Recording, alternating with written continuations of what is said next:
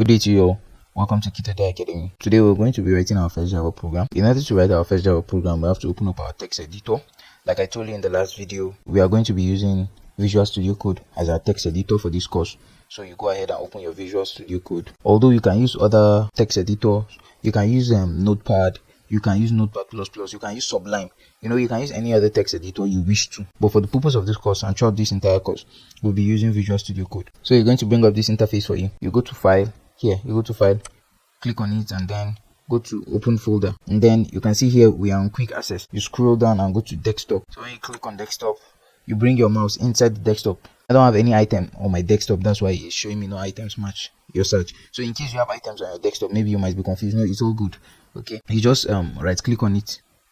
Then you go to New. Then you go to New Folder. You go to Folder, select Folder, and then let's just give this a name. Let's say Java project, and then press enter. You make sure you are on that folder. Just tap on that folder and then make sure that folder is showing here, and then you press select folder. So when you do that, this is what you are going to have. Then you notice here on this explorer, you come here, you see this Java project. You see this Java project here. Then you click on new file, you click on it. Now let's give this new file a name, hello world. Okay, RLD dot. Now after giving the file hello world, you now put dot java. Now you are telling the computer this is a Java file. Okay, so we have hello world dot java. Then you click enter. Now the next thing is going to show us is this interface. In order to write our first Java program, let me just give you the syntax of how it works. Public class hello world,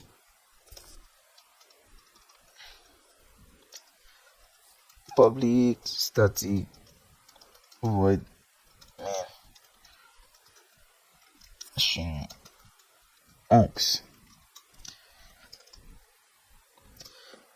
Now let me explain to you what is happening here. In every Java program, okay, every Java program must have at least one class. It must have at least one class. Now at least one class, that means you can have multiple classes in one class, but that's too advanced. So let me just stick to explaining this. So the name of our class here is the name of our class, hello world.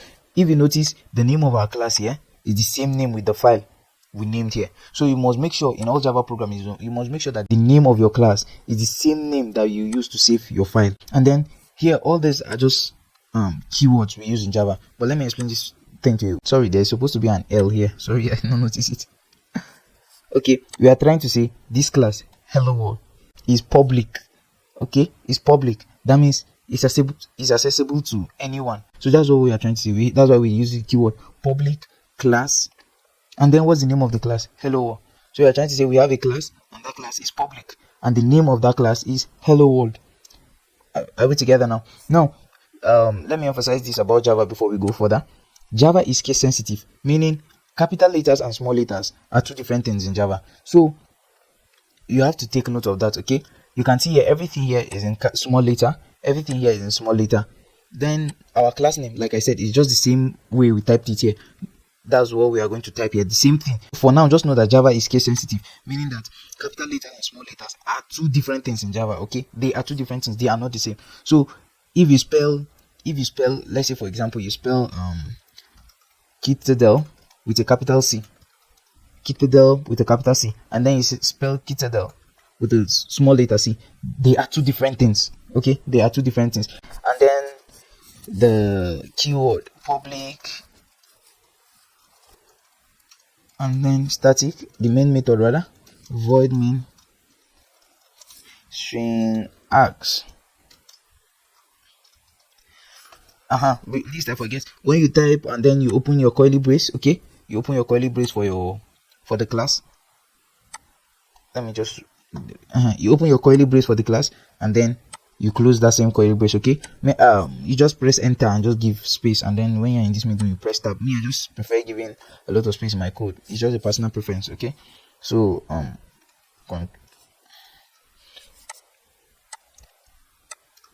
now we have from this public static void main string x. This is what we call the main method. Okay, as you must have, as I've explained this public keyword from here. In this place, I explained this public keyword so you understand what it means. It means it's accessible, it's open to anyone. Okay. Static is like static simply means we want this thing to remain the way it is. The only time it changes is when we need it to change. That's just a simple explanation I can give you.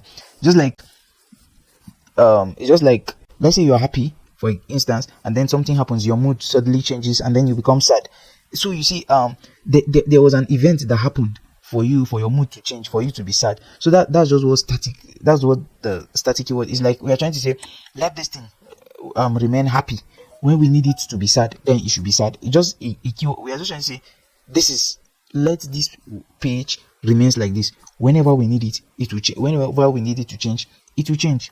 So that's what the word static means. I don't know if it helps in understanding the keyword. And then void. Void simply means void, from the word void. Void is like nothing. Void means there is nothing. Don't return anything. In Java, that's what we use. That's what we call it. It's like there is no return type. We are trying to tell it, you are not returning anything. You are just empty. Just stay empty like that. You are not returning anything. I don't know if that helps with the understanding, but don't worry too much about all of what I'm explaining now. When we get further in the course, you will get to understand these things plainly without anyone explaining to you. That you just understand them the way they are. Main is just the name of all these things. Okay, main is just the name of all these things. So that's what main is. So we just like we say we have a public method, and then that public is void. That means it doesn't have a return type, and then that public this same method is static. And what is the name of this method? The name of this method is main. That's just what we are trying to say here. The name of this method is main.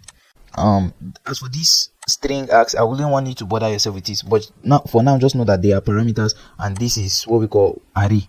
But don't bother yourself with it. Don't bother yourself with understanding it. You get to understand it later on in the course. Please, I want you to note that all Java programs must have a main method. Okay, they must have a main method. So you cannot run a Java program without a main method. So that main method is like, that's where the program begins execution. So what that main method means is that this is where we want this code to start running. Okay, if you do not have that main method in your program, it will never run. Just know it's like that. So that public static void main string args that you're seeing like that, if you do not have it in your program, in your Java program, it will never run. Your Java program will never run. That is your main method. We call it main method. It is your main method. Okay, that's where program begins execution. So any of your Java program that you want to run, it must be inside the main method. If you do not understand whatever is happening here, don't worry. Okay, don't worry. Believe me, later on in the course you get to understand it very, very in detail. You get to understand it in detail. So don't bother yourself too much. Most times to understand the first code in Java is quite challenging. Let me be honest with you. It was very challenging for me when I was learning. I found it very difficult to understand the first code, more especially just this first syntax. I found it very difficult to understand. But as I kept learning it, I got to understand every keyword here, every word that you see here. I got to understand it. So don't worry so much if you don't understand what's happening here. Now, please also notice what we have here. They are in small letters. Okay, they are all in small letters. It was when we came here to this here, the first S here. You will notice, let me just do this so that you see what I'm doing. The first S here in this string, okay, is in capital letter. Let me write it again. Let me type it again. Capital letter S. Okay. Note, it's not in small letter. No, it's in capital letter. Remember, I told you Java is case sensitive. So please, you have to be very, very conscious of this capital letter and small letter. Now, in order to print out something, we use the keyword system. Please note the S is in capital letter. The first S is in capital letter, and then everything that follows now will be in small letter. System dot out dot print. Then you surround it with, you put your double quotes. Then let's see, hello world. Hello world. This is my first Java program.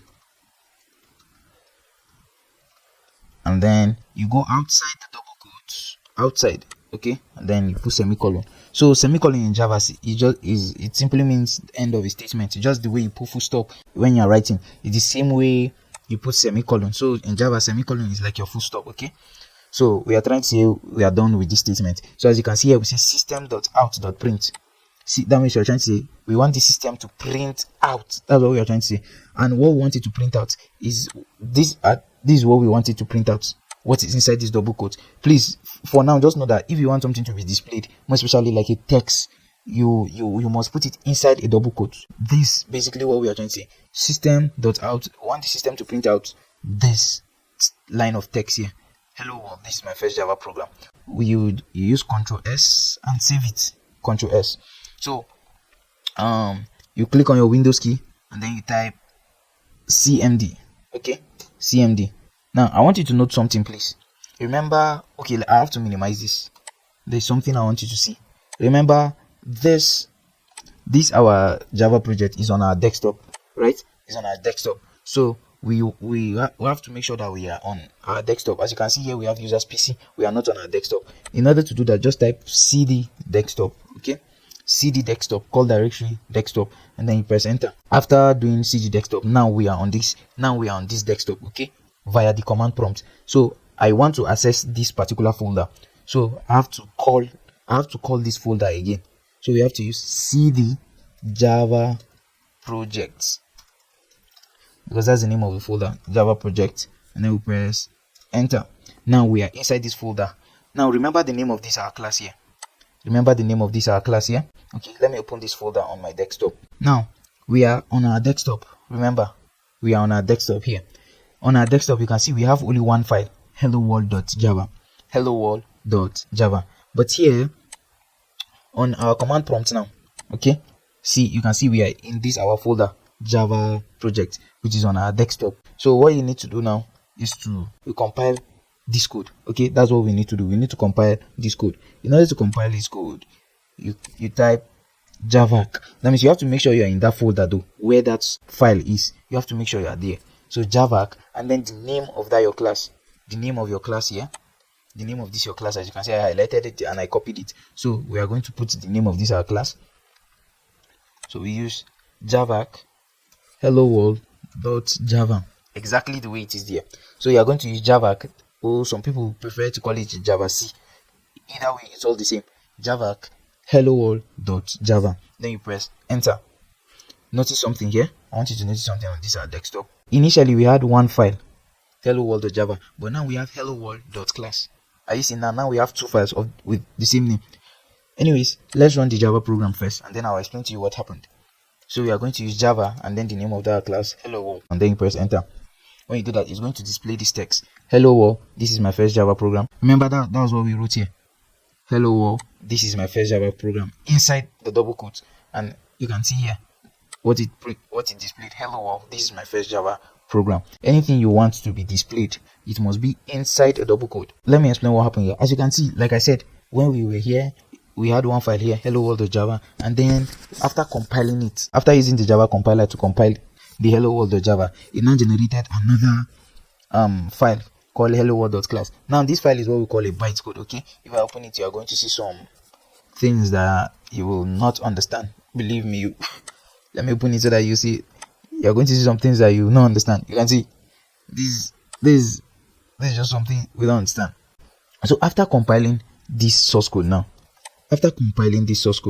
which is what we use the java command here, after compiling this source code, this is the source code. After compiling it went ahead to generate this .class file. Now this .class file is platform independent, meaning that if you copy only this .class file, now let's say you copy it and then let's say send it to a flash drive or something, and then put it on another system, it will still run as long as that system has what we call JVM, Java Runtime JVM, Java Virtual Machine. Thank you. Sorry. As long as that system has a Java Virtual Machine, it is going to run on that system. Okay. So that's the advantage of this .class file. Just it's platform independent. As you can see, this .class file, it can even give you privacy. I mean, if somebody wants to see your if somebody wants to run your code on his or her computer and you don't want to share your source code with anybody, you can just copy this .class file and give the person. Just tell the person, okay, you need to make sure you have JVM installed on your computer. Okay, once the person has it, the person can use this source and this bytecode. And if the person tries to open the bytecode to see how you wrote your code, this is what the person will see. So that's pretty much everything you need to know about your first Java program. Thank you so much. Do have a nice day. God bless you.